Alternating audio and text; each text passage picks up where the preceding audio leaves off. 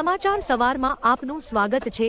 આજના તાજા અને મહત્વપૂર્ણ સમાચારો પર એક નજર કરીએ તે પહેલા ચેનલને સબસ્ક્રાઇબ કરી લો।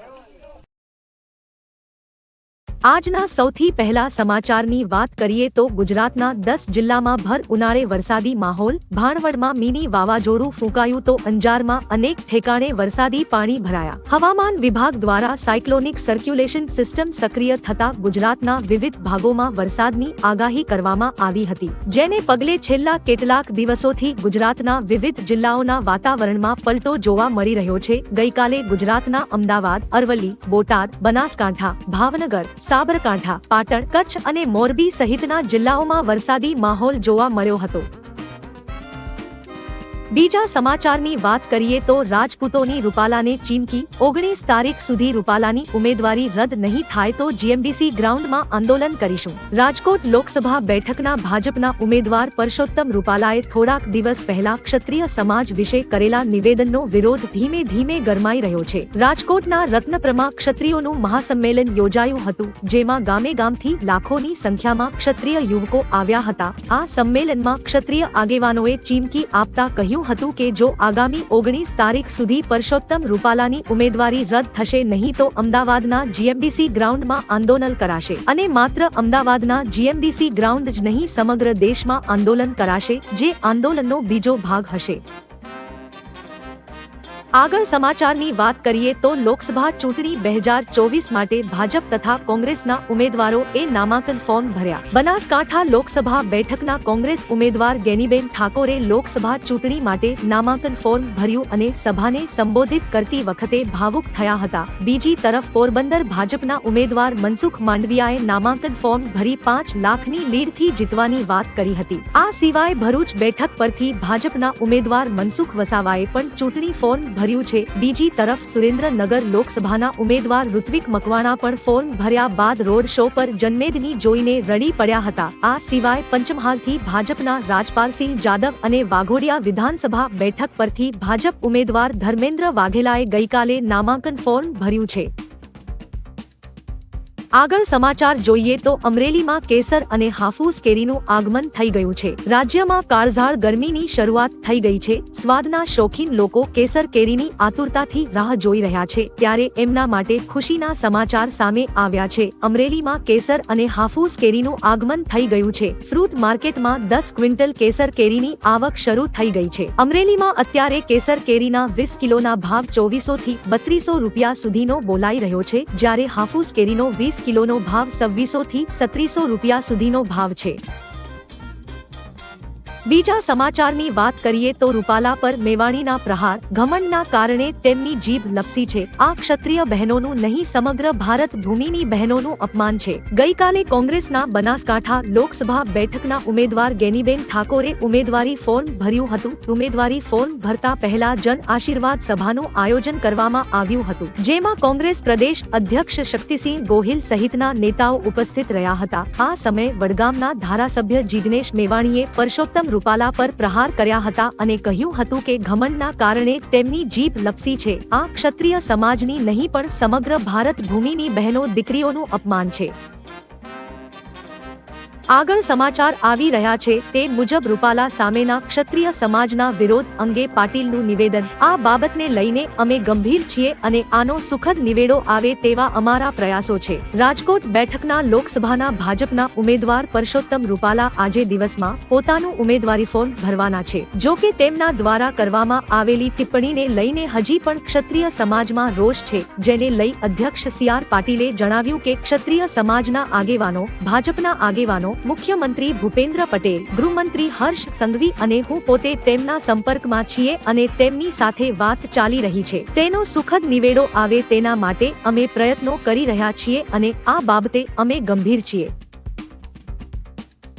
આગળ બુલેટ ટ્રેનના સમાચારની વાત કરીએ તો બુલેટ ટ્રેન રૂટના 50% થી વધુ અંતર પર પિલર વર્કની કામગીરી પૂર્ણ। કોરિડોર પર વલસાડ, નવસારી અને ખેડાની 7 નદીઓ પર પુલ તૈયાર કરાયા। મુંબઈ અને અમદાવાદ બુલેટ ટ્રેન પ્રોજેક્ટના રૂટ પરના 50% થી વધુ અંતર પર પિયર વર્કની કામગીરી પૂર્ણ થઈ છે। 300 કિમીમાં આ કામગીરી પૂર્ણ થઈ છે અને 160 કિમીમાં વાયડક્ટની કામગીરી પૂર્ણ કરવામાં આવી છે। બુલેટ ટ્રેન પ્રોજેક્ટ પર હાલ બુલેટની ગતિએ કામગીરી કરવામાં આવી રહી છે। આ કોરિડોર પરના વલસાડ, નવસારી અને ખેડા જિલ્લાની 7 નદીઓ પર પુલ તૈયાર કરી દેવાયા છે। NHSRCL દ્વારા બુલેટ ટ્રેન પ્રોજેક્ટમાં કામગીરી વહેલીતકે પૂર્ણ થાય તે માટેના પ્રયાસો હાથ ધરવામાં આવ્યા છે।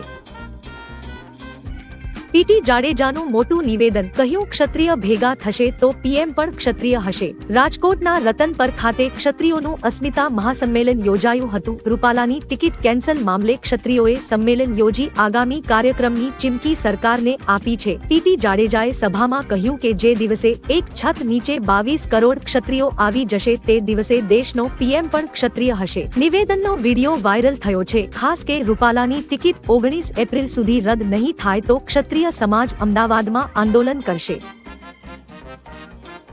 આગળ મહત્વના સમાચારની વાત કરીએ તો ઈરાન ઇઝરાયલ તણાવ વચ્ચે પેટ્રોલ ડીઝલના ભાવ વધે તેવી શક્યતા। ઈરાન ઇઝરાયલ વચ્ચે વધતા તણાવની અસર કાચા તેલની કિંમત પર જોવા મળી રહી છે। ઈરાને ઇઝરાયલ પર હુમલો કર્યા બાદ ક્રૂડ ઓઇલની કિંમત $80 થી વધીને $90 પ્રતિ બેરલ થઈ ગઈ છે। ઈરાને સુએઝ કેનાલને બ્લોક કરવાની ધમકી આપી છે। વર્ષ 2023માં ભારતનું 65% ક્રૂડ ઓઇલ સુએઝ કેનાલના રસ્તે આવ્યું હતું। આ કેનાલમાં કોઈપણ પ્રકારના અવરોધની અસર ઈંધણના ભાવમાં ભારે વધારાના સ્વરૂપમાં જોવા મળશે। ભારત સરકારની જીત, લેવાયો મોટો નિર્ણય। ઈરાન દ્વારા પકડવામાં આવેલા ઇઝરાયલના જહાજમાં 17 ભારતીયો પણ સવાર હતા, જેની સલામતી અંગે ભારત સરકારે ચિંતા વ્યક્ત કરી હતી। હવે ઈરાન સરકારે ભારત સરકારના પ્રતિનિધિઓ સાથે તેમની મુલાકાતને લીલી ઝંડી આપી દીધી છે। આ ઘટના બાદ વિદેશ મંત્રી એસ જયશંકરે તેમના ઈરાનના સમકક્ષ હુસૈન અમીર અબ્દુલ્લાહિયન સાથે આ મુદ્દે વાત કરી હતી। કૂટનીતિ મોરચે ભારત સરકારની વધુ એક મોટી જીત થઈ છે। ચારધામ યાત્રા માટે ઓનલાઈન રજીસ્ટ્રેશન શરૂ। ઉત્તરાખંડના ચારધામ બદ્રીનાથ, કેદારનાથ, ગંગોત્રી અને યમુનોત્રી માટે ઓનલાઈન રજીસ્ટ્રેશન શરૂ થઈ ગયું છે। યાત્રાળુઓ સવારે 7 વાગ્યાથી વેબસાઇટ, એપ, વોટ્સએપ અને ટોલ ફ્રી નંબર દ્વારા રજીસ્ટ્રેશન કરાવી શકશે। યાત્રાળુઓની સુવિધા માટે ઉત્તરાખંડ ટુરિઝમ ડેવલપમેન્ટ કાઉન્સિલ ઓફિસમાં કોલ સેન્ટર ચલાવવામાં આવશે, જ્યાંથી સવારે 7 થી 10 વાગ્યા સુધી રજીસ્ટ્રેશન સંબંધિત માહિતી મેળવી શકાશે। ત્રીજું વિશ્વયુદ્ધ ન થાય તે માટે ઈરાનને રોકવું જરૂરી છે। યુએનએસસીની બેઠકમાં ઇઝરાયલના રાજદૂત ગિલાદ એડને કહ્યું કે વિશ્વ શાંતિ માટે અને ત્રીજું વિશ્વયુદ્ધ ન થાય તે માટે ઈરાનને રોકવું ખૂબ જરૂરી છે। ઈરાન દુનિયા પર રાજ કરવા માંગે છે। ઇઝરાયલ પર તેના દ્વારા કરાયેલો હુમલો એ વાતનો પુરાવો છે કે ઈરાન કોઈની પરવા કરતું નથી। તે મુસ્લિમો અને ઇસ્લામ સાથે પણ નથી। ઈરાન દ્વારા ઇઝરાયલ પર મિસાઇલ અને ડ્રોન હુમલા બાદ આ ઇમરજન્સી બેઠક બોલાવવામાં આવી હતી। રામલલ્લાના દર્શને જનાર માટે ખાસ ન્યૂઝ। રામનવમીને લઈ શ્રીરામ મંદિર ટ્રસ્ટ દ્વારા દર્શને આવનાર ભક્તો માટે ગાઈડલાઈન જાહેર કરાઈ છે। ગાઈડલાઈન અનુસાર નવરાત્રીમાં રામલલ્લાના દર્શને આવનાર ભક્તો માટે વીઆઈપી એન્ટ્રી પર રોક લગાવવામાં આવી છે, જેમાં તારીખ 15 થી 18 એપ્રિલ સુધી રામલલ્લાના વીઆઈપી દર્શન કરવા મળશે નહીં। કોઈ પણ પ્રકારના વીઆઈપી દર્શન પર સંપૂર્ણ પ્રતિબંધ લગાવાયો છે। દર્શન માટે જનાર ભક્ત મંદિરમાં સાથે મોબાઈલ લઈ જઈ શકશે નહીં। ઇઝરાયલ પરના હુમલા પર ઈરાને કહ્યું, અમારી પાસે કોઈ વિકલ્પ બાકી ન હતો। ઈરાનના ઇઝરાયલ પરના હુમલા બાદ યુએનએસસીની બેઠક બોલાવાઈ હતી, જેમાં ઈરાનના રાજદૂત આમિર સઈદ ઇરવાનીએ કહ્યું, ઈરાને સેલ્ફ ડિફેન્સના અધિકાર હેઠળ આ હુમલો કર્યા છે। ઇઝરાયલે ઈરાનના દૂતાવાસ પર હુમલો કર્યા બાદ યુએનએસસી તેની ફરજ નિભાવવામાં વિફળ થયું હતું। આ સ્થિતિમાં અમારી પાસે કોઈ વિકલ્પ બાકી ન હતો। અમે સંઘર્ષને વધારવા માંગતા નથી, પરંતુ જો કોઈ આક્રમક પગલાં લેવાશે તો અમે જવાબ આપીશું।